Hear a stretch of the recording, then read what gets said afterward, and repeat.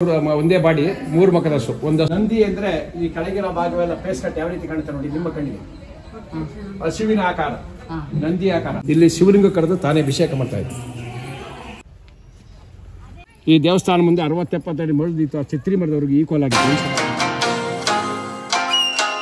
ಗೋಕರ್ಣೇಶ್ವರ ಅಂತ ಪಂಚಲಿಂಗ ದರ್ಶನ ವಿಶೇಷ ಪೂಜೆ ಬಿದ್ದಾಗ ತಲಕಾಡಿನಲ್ಲಿ ಗೋಕರ್ಣ ಸರೋವರದಲ್ಲಿ ಸ್ನಾನ ಮಾಡಿ ಫಸ್ಟು ಚೌಡೇಶ್ವರಿ ಅಮ್ಮನವರಿಗೆ ಪೂಜೆ ನಮ್ಮ ತಲಕಾಡಿನಲ್ಲಿ, ಆಮೇಲೆ 5 ಲಿಂಗ ದರ್ಶನ ಮಾಡಬೇಕು. ಕಡೆ ಕಾರ್ತಿಕ ಈ ವೈದ್ಯನಾಥೇಶ್ವರ ಸ್ವಾಮಿಗೆ ಫಸ್ಟ್ ಪೂಜೆ ಒಂದೇ ವೈದ್ಯನಾಥೇಶ್ವರ ನಮ್ಮ ತಲಕಾಡಿನಲ್ಲಿ. ಕಡೆ ಕಾರ್ತಿಕ ವರ್ಷ ಲಕ್ಷ ದೀಪ ಬಿಡುತ್ತೆ. ಕಲ್ಯಾಣದಲ್ಲಿ ದೀಪಾಲಂಕಾರ ಮಾಡ್ತಾರೆ ಲೇಡೀಸ್ ಎಲ್ಲ. 5 ದೇವ್ರನ್ನ ಕುಂಡಿಸಿ ತಪ್ಪಾಡಿಸ್ತಾರೆ. ಉತ್ಸವ ಮೂರ್ತಿ ತಪ್ಪಾಡಿಸ್ತಾರೆ. ಇದಕ್ಕೆ ಗೋಕರ್ಣೇಶ್ವರ ಅಂತ. ಗೋವು ಅಂದ್ರೆ ಪಾದ, ಕರ್ಣ ಅಂದ್ರೆ ಕಿವಿ ಅಂತ. ಒಂದು ಗೋವಿನ ಪಾದದಷ್ಟು ಜಲದಿಂದ ನೀರು ಬರ್ತದೆ. ಅಲ್ಲಿ ಗೋಕರ್ಣ ಶಿವಲಿಂಗ ನೋಡ್ಕೊಂಡು ಹೋಗ್ತಾರೆ ಮಂಟಪದಲ್ಲಿ. ಆ ಮಂಟಪ ಇದೆ ನೋಡಿ, ಅಲ್ಲಿ ಶಿವಲಿಂಗ ಇದೆ. ಇದು ಕೊಡ ಕೈ ಮುಗಿದು ಬನ್ನಿ.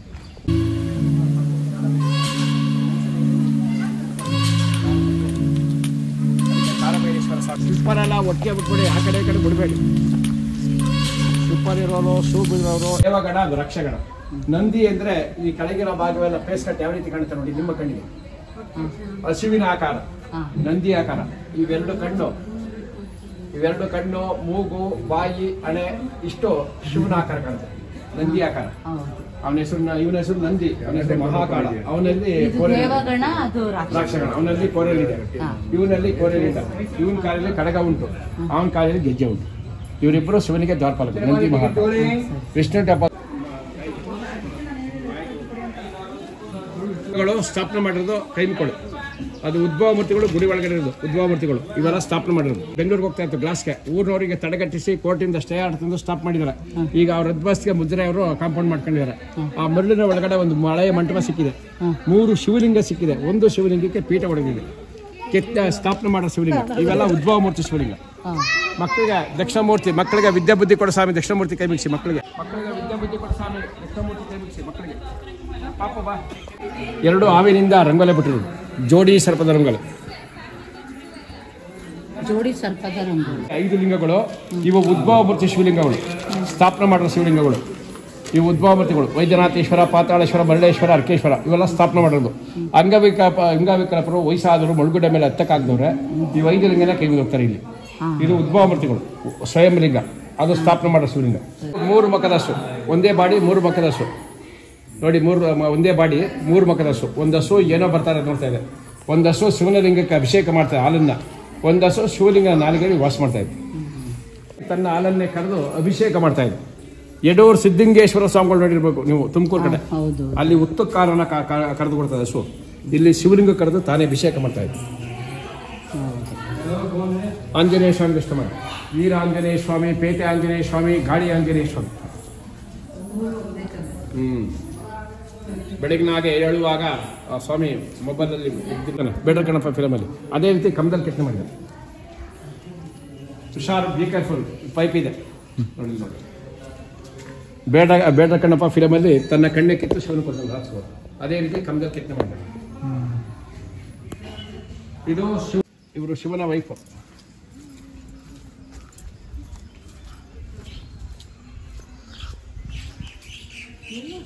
ಇದನ್ನ ನೀರನ್ನ ಕುಡಿಸ್ತಾರೆ. ಇದನ್ನ ಕಲಗದ ತೊಟ್ಟಿ ಅಂತಾರೆ, ಮುಸರೆ ಬಾನಿ ಅಂತಾರೆ, ಅಂಡೆನು ಅಂತಾರೆ. ಮಧ್ಯೆ ಸೆಂಟ್ರಿ ಡ್ಯಾಮೇಜ್ ಆಗಿದೆ. ಇಲ್ಲಿ ತುಳಸಿ ಗಿಡ ನೆಟ್ಟಿದ್ರು, ಮತ್ತೆ ಅರ್ಶಿನ ತುಂಬಿದ್ರು. ಲೇಡೀಸ್ ಎಲ್ಲ ಬಂದು ಹಣೆಗೆ ಕಾಲಿಗೆ ಹಾಕೊಂಡು ಹೋಗ್ತಾ ಇದ್ರು. ಅಷ್ಟು ಕೈದು ಮಾಡಿ ಈ ಥರ ಚಾಪಳ ತರಿಸ್ತಾರೆ ಕಿವಿ ಕೆಲ ಸ್ವಾಮಿಗೆ. ಚಂಡಿ ಹಿಡಿದು ಒಳಗೆಲ್ಲ ಮುಟ್ಟೋಗ್ಲಪ್ಪ ಚಂಡಿಕೇಶ್ವರ ಅಂತ ಮನ್ಸಲ್ಲೊಂದು ಅಡ್ಡಿ ಬಿದ್ದು ಕೈ ಮುಗಿಸಿ ಬರ್ಬೇಕು. ಚೋಳ, ನಾಗ ಕೊಂಡಳ ಚೋಳ ಅಂತ. ನಾಗ ಮೀನ್ಸ್ ಎಡೆ, ಕೊಂಡಳ ಮೀನ್ಸ್ ಬೆಳೆಗಳು. ಚೋಳ ಅಂದರೆ ರಾಜರಾಜರುಗಳು. ಅದರಲ್ಲಿ 7 ಬಳೆಯಲ್ಲಿ 5 ಬಳೆ ಕಟ್ಟಾಗಿ ಟೂರ್ ಇಂಚ್ ಇದೆ. ಅದು ಮುಟ್ಬೇಡಿ ಅಂತ ಕನ್ನಡ ಅಕ್ಷರ ಹಾಕಿದೆ.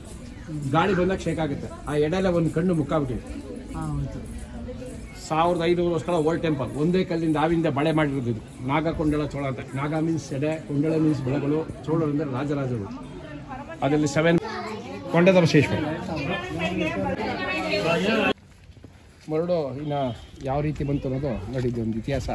ಇಂಗ್ಲೀಷು ಕನ್ನಡ 2 ಹಾಕಿದ್ದಾರೆ. ಒಂದು ಮೊಬೈಲ್ ಹೆಂಗ್ ಬಂತು ಅಲ್ಲಿ ಹಾಕಿದ್ದಾರೆ. ಅದ್ರ ಬಗ್ಗೆ ನಾನು ಸ್ಟೋರಿ ಹೇಳ್ತೀನಿ. ಅಲ್ಲೂ ಒಂದು ಫೋಟೋ ತಗೊಳ್ಳಿ. ಒಳ್ಳೆ ಕಷ್ಟ.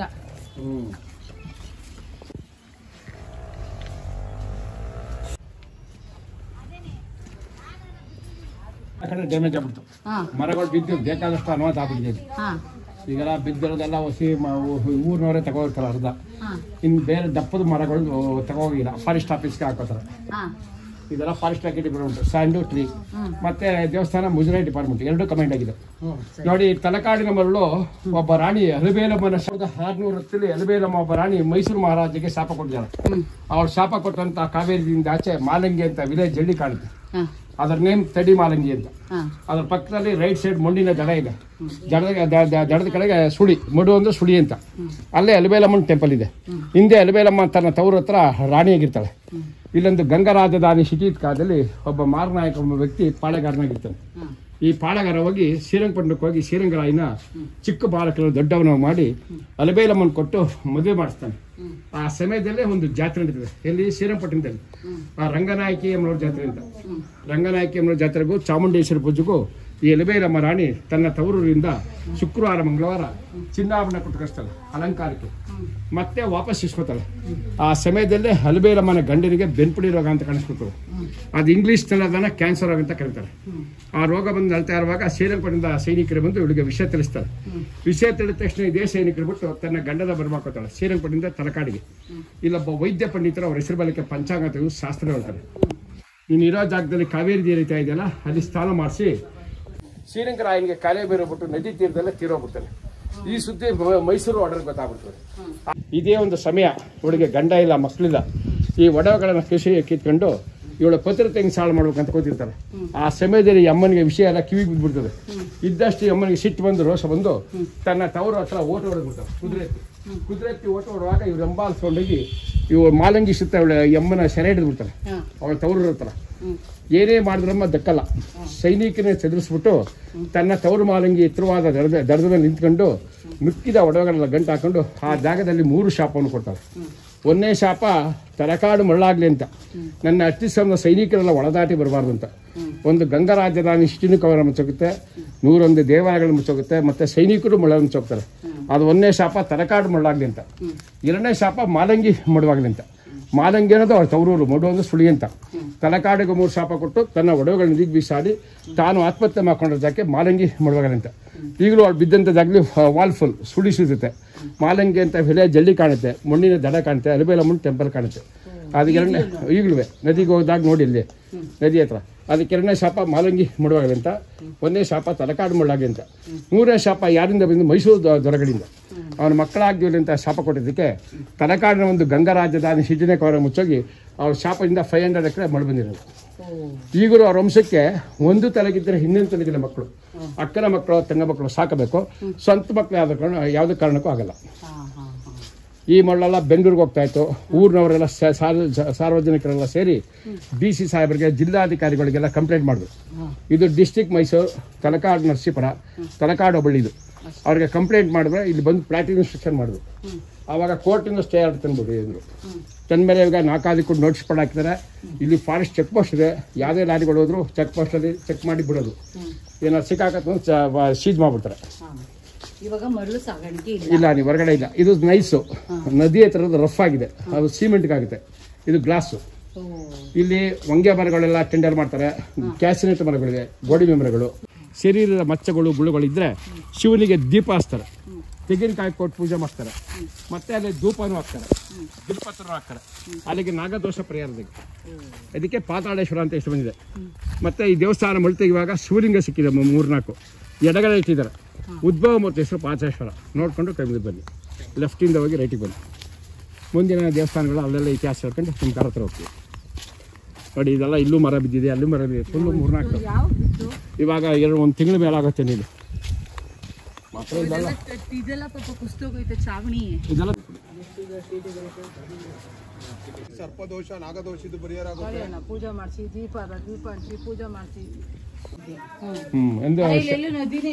ನದಿ ಅಂದ್ರೆ ಪಕ್ಕದಲ್ಲಿದೆ ಕಾವೇರಿ ನದಿ. ಆ ಕಡೆ ನದಿಗೆ ಕಾರಣ ಹೋಗ್ತಿರೋ ಲಾಸ್ಟಲ್ಲಿ ನೀವು. ಅಲ್ಲೇ ಅಲಬೇಲಮ್ಮನ ತವರು ಇದೆ, ಮಾಲಂಗಿ ಮುಡಿ ಇದೆ, ಅಲಬೇಲಮ್ಮನ ಟೆಂಪಲ್ ಇದೆ. ಅಲ್ಲೇ ತೆಪ್ಪ ಇದೆ. ತೆಪ್ಪದಲ್ಲಿ ಕುಂಡಿಸ್ಕೊಂಡು ಬೋಟಿಂಗ್ ಅಲ್ಲಿ ಮಾಲಂಗಿ ಮುಡಿ ನೋಡ್ಬೋದು. ಈ ರೀತಿ ಪೂರ್ತಿ ತೆಗಿಸ್ಬಿಟ್ಟು ಇದೇ ಕಂಬಗಳು, ಕಲ್ಲುಗಳನ್ನೆಲ್ಲ ನಂಬರ್ ಪ್ರಕಾರ ಕುಂಡಿಸಿ ದೇವಸ್ಥಾನ ಅಡಿಪಾಯಿಂದ ಕಟ್ಬಿಟ್ಟಿದ್ದಾರೆ. ಈ ದೇವಸ್ಥಾನ ಮುಂದೆ 60-70 ಅಡಿ ಮರದಿತ್ತು. ಆ ಛತ್ರಿ ಮರದವ್ರಿಗೆ ಈಕ್ವಲ್ ಆಗಿತ್ತು ಒಂದು ಸಮವಾಗಿ. ಅದನ್ನ ಅರ್ಧ ಎಲ್ಲ ರೈಟ್ ಸೈಡ್ ಅಲ್ಗುಡ್ಡ ಹಾಕಿದ್ದಾರೆ, ಈ ಅರ್ಧ ಎಲ್ಲ ಇಲ್ಗುಡ್ಡ ಹಾಕಿದ್ದಾರೆ. ಈ ದೇವಸ್ಥಾನದ ಎದುರುಗಡೆ ಮಹಾದ್ವಾರ ಬಾಗಿಲು ಮಂಟಪ ಸಿಕ್ಕಿದೆ, ಅಡಿಗೆ ಮನೆ. ಹಾ. ಈ ಕಲ್ಲುಗಳೆಲ್ಲ ನೋಡಿ ಅಲ್ಲಿ ಇಟ್ಟಿದ್ದಾರೆ, ಅಡಿಗೆ ಮನೆ ಕಲ್ಲುಗಳು. ಹಾ. ಕಲ್ಯಾಣ ಮಂಟಪ ಸಿಕ್ಕಿದೆ, ಆಂಜನೇಯ ಸ್ವಾಮಿ ದೇವಸ್ಥಾನ ಸಿಕ್ಕಿದೆ, ತುಳಸಿ ಕಡೆ ಸಿಕ್ಕಿದೆ, ಇದ್ರ ಹಿಂಭಾಗದಲ್ಲಿ ಬಾವಿ ಸಿಕ್ಕಿದೆ. ಓ ಮುಂಚೆ ಇದ್ರ ಮೇಲೆಲ್ಲ ಮರಳಿತ್ತಾ? ಮಣ್ಣಿನ ದಿಬ್ಬೆ ಮೇಲೆ ನಾವು ನಡ್ಕೊಂಡೋಗಿ ಕೈ ಮುರಿದು ಬರ್ತಾ ಇದ್ರು. ಅಯ್ಯೋ ಇವಾಗ ಕಾಲ್ನಡಿಗೆಲ್ಲಿ ಹೋಗ್ತಾರೆ. ಒಳಗಡೆ ನೀವು 12 ವಿಗ್ರಹಮೂರ್ತಿ ದರ್ಶನ ಮಾಡಿ ಶ್ರೀದೇವಿ ಬುದ್ಧಿ ಇಬ್ಬರಂತಿದ್ದಾರೆ, ರಂಗನಾಥ ಸ್ವಾಮಿಗೆ ನೋಡ್ಬೋದು. ಈ ದೇವಸ್ಥಾನದ ಮೂಲ ವಿಗ್ರಹಮೂರ್ತಿ ಕೆತ್ತಮ್ಮನ ಹೆಸರು ಅಮರ ಶಿಲ್ಪಿ ಜಗಣಾಚಾರಿ. ಮದ್ದು ಕಿಟಕಿ ಇರಲಿಲ್ಲ, ನೋಡಿ ಕಿಟಕಿ ಉಂಟು. ಹೌದು. ಇವಾಗ ಇಲ್ಲಿಂದ ಹೋಗ್ಬೇಕಾ?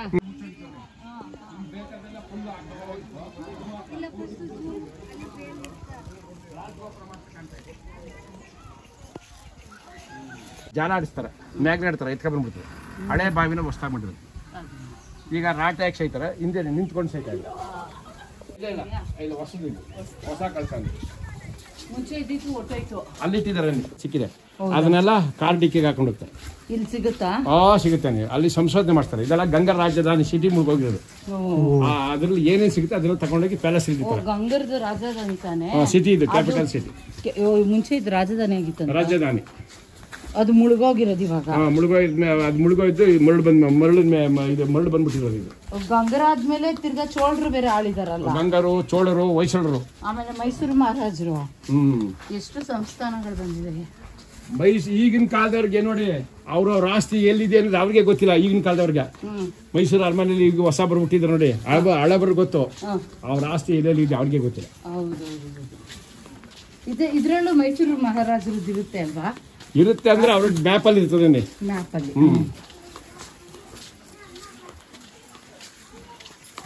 ಹಳಬರು ಗೊತ್ತೋನಿ, ಇಂತಿಂಥ ಜಾಗದಲ್ಲಿ ನಿಮಗೆ ಇಂತಿಂದ ಆಸ್ತಿ ಇಷ್ಟು ಆಸ್ತಿ ಇತ್ತು ಅಂತ ಹೇಳ್ತಾರೆ. ಇಂತಿಂಥ ಏರಿಯಾದಲ್ಲಿ ಅವ್ರಿಗೆ ಗೊತ್ತಿಲ್ಲ, ಹೊಸಬರಿಗೆ. ಈಗ ಶ್ರೀಕಂಠ ದತ್ತ, ಯದುವೀರ, ಇವ್ರ ಸ್ವಂತ ಮಕ್ಕಳಾಗಿರ್ಬೋದು, ದತ್ತುಪುತ್ರ ಆಗಿರ್ಬೋದು. ಸ್ವಂತ ಮಕ್ಕಳಿಗೆ ಸ್ವಂತ ಮಕ್ಕಳಾಗಲ್ಲ ಮುಂದೆ, ಈಗ ದತ್ತುಪುತ್ರನಿಗೆ ಮುಂದೆ ಸ್ವಂತ ಮಕ್ಕಳಾಗುತ್ತೆ. ನೀವು ಇನ್ನು 2 ಶಿವಲಿಂಗ ಕಾರಲ್ಲಿ ಹೋಗ್ಬೇಕು. ಅರ್ಕೇಶ್ವರ ಒಂದು, ಮುಡಿಕೆರೆ ಒಂದು. ಇದು ಪಂಚಲಿಂಗದಲ್ಲಿ 5 ಶಿವಲಿಂಗ ಮರಳೇಶ್ವರ ಸ್ವಾಮಿ ಅಂತ ಹೆಸರು ಬಂದಿದೆ. ಇಲ್ಲಿ ಬ್ರಹ್ಮದೇವ ಕೂತ್ಕೊಂಡು ತಪಸ್ ಪಡೆದಿದ್ದಾನೆ, ಇದಕ್ಕೆ ಮರಳೇಶ್ವರ ಸ್ವಾಮಿ ಅಂತ ಹೆಸರು ಬಂದಿದೆ. ಈ ದೇವಸ್ಥಾನದ ಒಳಗಡೆ ಅನೇಕ ವಿಗ್ರಹಮೂರ್ತಿಗಳು ಒಳಗಡೆ ಇದೆ, ನೆಲೆಗೊಂಡಿದೆ. ಲಕ್ಷ್ಮೀನಾರಾಯಣ, ಕಾಲಭೈರವ, ಸೂರ್ಯನಾರಾಯಣ, ದುರ್ಗಾದೇವಿ, ಸುಬ್ರಹ್ಮಣ್ಯಂ, ಗಣಪತಿ ಇಷ್ಟು ನೋಡ್ಬೋದು. ದೇವಸ್ಥಾನ ಮುಂದೆ ಮರಳು ತೆಗೆಯುವಾಗ ಮರಳೇಶ್ವರನ ಪಾದ ಸಿಕ್ಕಿದೆ, ಶಿವನ ಪಾದ. ಎಡಗಡೆ ಬಾವಿ ಸಿಕ್ಕಿದೆ, ಬಲಗಡೆ ಸೈಡ್ ಒಂದು ಶಿವಲಿಂಗ ಸಿಕ್ಕಿದೆ, ಅದರ ನೇಮ್ ಭೋಗೇಶ್ವರ. ಉದ್ಭವ ಮೂರ್ತಿ ಹೆಸರು ಮರಳೇಶ್ವರ. ನೋಡ್ಕೊಂಡು ಕೈ ಮುಗಿದ್ಬಾರಿ. ಸಿಕ್ಕಿದೆ ಶಿವನ ಪಾದ, ಬಾವಿ ಸಿಕ್ಕಿದೆ, ಅಲ್ಲೊಂದು ಶಿವಲಿಂಗ ಸಿಕ್ಕಿದೆ, ಅದರ ನೇಮ್ ಭೋಗೇಶ್ವರ. ಉದ್ಭವ ಮೂರ್ತಿ ಹೆಸರು ಮರಳೇಶ್ವರ.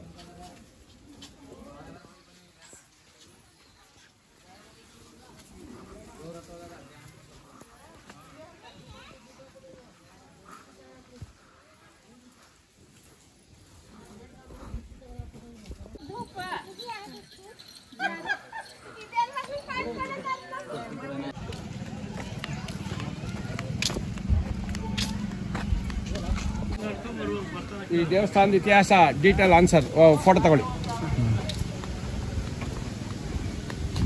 Full detail answer. ತಲಕಾಡಿನ ಕೀರ್ತಿರಾಜ ಸ್ವಾಮಿ ದೇವಾಲಯ ಹೊಯ್ಸಳ ಪ್ರತಿಷ್ಠೆ ಕ್ರಿಸ್ತಶಕ 1117ರಲ್ಲಿ ಹೊಯ್ಸಳ ವಿಷ್ಣುವರ್ಧನು ಈ ದೇವಾಲಯವನ್ನು ನಿವಾರಣೆ ಮಾಡಿದ್ದಾನೆ. ಇದು ಗಂಗಾ, ಚೋಳ, ಹೊಯ್ಸಳ ವಿಜಯನಗರ ಕಾಲದಲ್ಲಿ ತಲಕಾಡಿನ ಮರಳು ಮರಿಯಾಗಿತ್ತು. ಇದಕ್ಕೆ ತಲಕಾಡುಗೊಂಡ ಅಂತ ಹೆಸರು ಬಂದಿದೆ. ರಾಜರಾಜಪುರ ಅಂತ ಹೆಸರು ಬಂದಿದೆ. ರಾಜರಾಜ ಚೋಳ, ತವರನಪುರ. ಯಾವ ಶಿಲೆಯಿಂದ ದೇವಸ್ಥಾನ ಕಟ್ಟಿದೆ, ಫುಲ್ ಡೀಟೇಲ್ ಆನ್ಸರ್ ಕೊಟ್ಟಿದ್ದಾರೆ. ಅದು ಫೈಬರ್ ಅಲ್ಲಿ ಮಾಡಿರೋದು ನಂದಿ.